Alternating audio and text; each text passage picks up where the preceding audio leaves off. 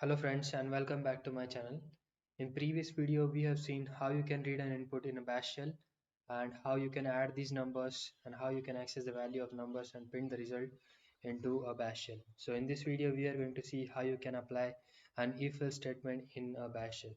So we'll be writing one more script, that is vim if-else.sh, and as usual we'll be writing our first line as shebang line, that bin.bash. So our script will run in a bash shell, and then we will read two numbers from user, that is num1 and then num2, and after that we will check whichever number is bigger, we will print that number on a shell.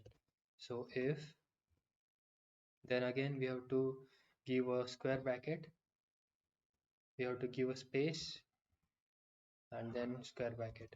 So in this square bracket we can write our statement. So we have to check whichever number is bigger. So to access the value stored in the number, we have to use dollar sign. So dollar num1, if it is less than dollar num2, then we will get to know that the num1 is smaller and num2 is bigger. So then echo num2 is bigger.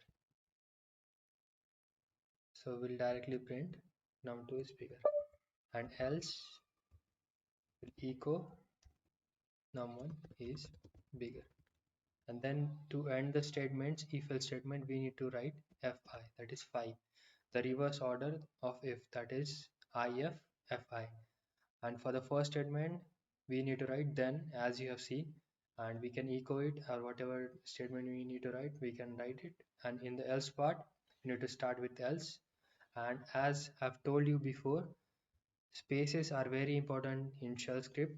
So you may have noticed that after if there is one space, after the square bracket opens there is one more space, there is space between this less than uh, operator and after that operator, and then again there is one more space between square bracket and the num2.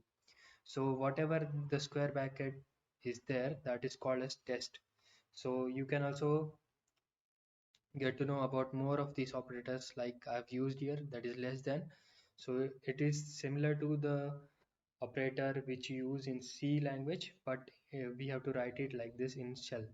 So this is a less than operator. You can also have a greater than operator, less than equal operator, greater than operator similar to this, but we'll be using less than operator for now. I will tell you where you can find all the operators. So as our script is written, I'll be saving the script. I'll make it executable using chmod command, and then I'll execute this script. So we will be asked to enter one number, that is 13, then we'll enter 74. So we'll get to know that 74 is bigger. So from where this LT comes from? So that is from this test, man test. If you enter man test on shell, you will get to know about all the things, that is test, check file types and compare values. So it is used to compare values and check file types. So from here I have taken that LT. So I will show you where it is. So here if you see LT, that is less than. So this I have used. You can use all of this and try using this for your exercise. So that's all about this video, and stay tuned for more videos.